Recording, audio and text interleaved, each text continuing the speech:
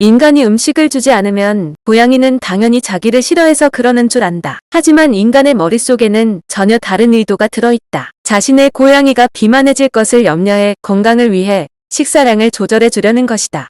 이렇듯 고양이와 인간은 자신의 몸을 인식하는 방법도 세계를 지각하는 방법도 전혀 다르다. 골격.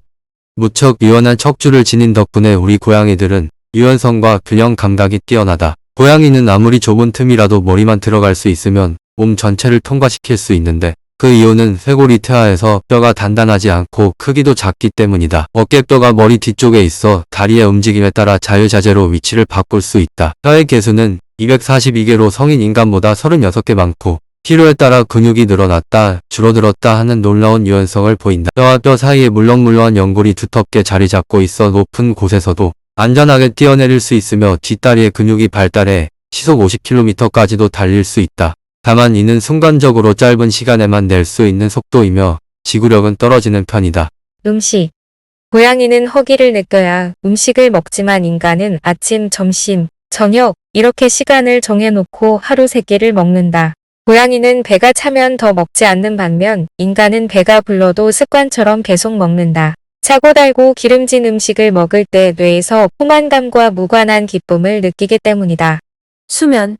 고양이와 인간은 활동하는 시간대가 무척 다르다. 인간은 주로 낮에 활동하고 밤에 휴식을 취하는 반면 야행성 육식동물인 고양이는 그와 반대다. 고양이는 아무 때나 원하는 시간에 활동하다가 피로가 느껴지면 휴식을 취한다. 고양이가 몸의 피로에 귀를 기울이면서 신체와 일체를 이루는 삶을 사는 반면 인간은 식습관이 좋지 않고 신체 리듬과 일치하지 않는 피곤한 삶을 사는 탓에 수시로 병을 얻는다. 청각. 인간은 고양이에 비해 지각할 수 있는 음역이 제한적이어서 우리 고양이들이 듣는 소리의 절반밖에 듣지 못한다. 다만 모든 고양이가 타고나길 귀가 좋은 건 아니다. 눈이 파랗고 털이 하얀 품종 중에는 선천성 난청이 많으며 털까지 긴 경우 일부 완전한 난청을 보인다. 움직이지 못하는 인간의 귀와 달리 고양이의 귓바퀴는 독립적으로 180도까지 움직일 수 있다. 종종 인간이 고양이의 귀를 보고 잘린 줄 착각해 놀랄 때가 있다. 그건 귓바퀴 뒤쪽 피부가 주름이 잡힌 것처럼 이중으로 돼 있기 때문이다. 귓바퀴의 볼록한 바깥쪽 면은 털로 덮여 있지만 안쪽 면은 피부가 드러나 있어 더욱 그렇게 착각하는 것이다. 후각.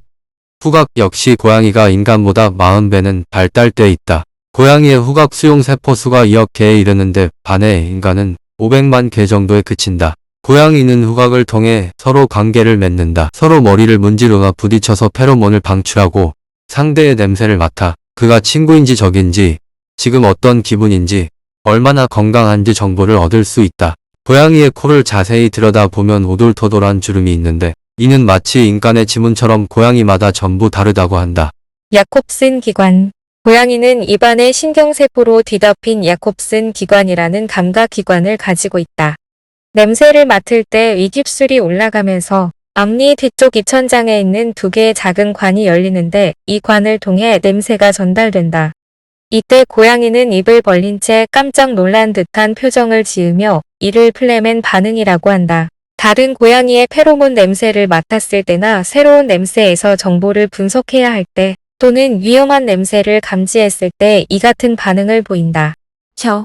고양이의 혀는 가시같이 생긴 조직으로 덮여 오돌토돌하다. 우리 발톱의 성분과 똑같은 케라틴으로 이루어진 원뿔 모양 돌기들은 털을 핥을 때 빛 같은 역할을 함으로써 죽은 털을 뽑아내 깨끗하게 관리할 수 있게 해준다. 혀의 중앙에 붙어있는 이 사상 유두들은 우리가 잡은 사냥감의 뼈에 붙어있는 고기를 발라내는데도 유용하게 쓰인다. 고양이는 혀를 놀려 수시로 몸단장을 함으로써 털에 묻은 바깥 냄새를 제거한다. 가 좁고 인간의 시야는 약 180도인데 반의 고양이는 280도다. 가시광선 파장의 범위도 좁은 인간은 어둠 속에서는 사물을 분간하지 못한다. 인간에 비해 고양이는 시각 능력이 매우 뛰어난 동물이다. 게다가 우리 고양이들의 안구 안쪽에는 휘판이라는 특별한 반사막이 있어 빛을 증폭시켜주고 빛을 감지하는 간상세포의 개수도 훨씬 많기 때문에 어둠 속에서 인간보다 6배 이상 잘 볼 수 있다. 반대로 밝은 곳에서 색을 구별하는 원추 세포의 수는 적어서 붉은색과 초록색을 구분할 수 없는 정록 생맹이고 붉은색을 감지하는 세포가 없어 노란색이나 옅은 녹색으로 본다. 고양이가 가장 선명하고 정확하게 볼 수 있는 색은 파란색과 노란색이다. 또한 심한 근시로 인간이 지닌 시력의 10분의 1 수준밖에 안 되지만 대신 동체 시력이 매우 좋고 원근감을 감지하는 능력도 뛰어나 쥐같이 작은 동물을 잡는데 빼어난 실력을 보이는 것이다. 수염. 우리 고양이들에게 공기 중에 아주 미세한 진동까지 잡아내는 수염이 달려있는 것과 달리 인간은 청각과 시각에만 의존해 세계를 지각한다. 따라서 머리 뒤쪽에서 소리 없이 일어나는 움직임을 포착하기란 불가능하다. 가령 지진 발생을 미리 지각할 수 있는 고양이의 능력을 인간한테서는 기대할 수 없다. 고양이의 수염이 얼굴에만 달려있다고 생각하는 인간들이 많은데 사실은 앞다리 뒤쪽에도 수염이 다발로 나 있다. 모든 수염들은 지진뿐 아니라 기압의 변화도 감지해 날씨를 미리 알려주고 공간의 너비와 폭이 얼마나 되는지도 파악하게 해준다. 고양이는 수염이 전달하는 정보를 토대로 좁은 공간도 잘 통과할 수 있다. 수염은 눈을 대신하기도 한다. 고양이는 30cm 이내에 있는 물체는 제대로 보지 못하는데 이럴 때 입가에 난 수염을 한 가닥씩 움직여 공기의 미세한 흐름을 읽음으로써 물체를 인식한다. 수염 한 가닥 한 가닥이 신경세포를 통해 뇌에 각기 다른 정보를 전달하기 때문에 지극히 세밀한 위치와 움직임까지도 정확히 알 수 있다. 또한 사냥감이 너무 가까워 보이지 않게 되면 수염을 앞으로 쭉 뻗어 위치를 파악하고 입으로 잡기도 한다. 발바닥 패드. 일명 발바닥 젤리. 발바닥 전체를 땅에 대고 걷는 인간과 달리 고양이는 발가락 끝으로 걷는 동물이다. 우리한테는 대개 털색 일부와 비슷한 색깔의 발바닥 패드가 있어 어떠한 지형에서도 소리 없이 조용히 움직일 수 있다.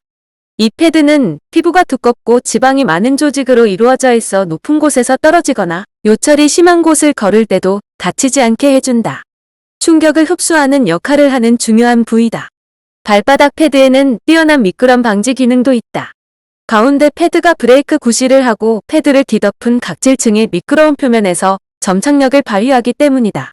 고양이가 위협적인 사냥꾼일 수 있는 것은 전적으로 이 발바닥 패드의 존재 덕분이다. 앙증맞게 보이는 이 발바닥 패드에는 촉각 수용기가 있어 진동을 감지하는 역할을 한다. 덕분에 우리는 사냥감의 존재를 확인하고 이동 속도와 거리 등 상대에 대한 정보를 수집할 수 있다. 이렇게 사냥감을 포착하고 나면 잽싸게 몸을 날려잡는 일만 남는다. 마지막으로 한 가지 더. 고양이가 발톱으로 긁는 곳에는 특유의 냄새가 남게 되는데 이는 발바닥 패드에서 나오는 분비물 때문이다. 우리가 남겨놓은 다양한 냄새들은 고양이 간의 소통에 중요한 수단이 된다.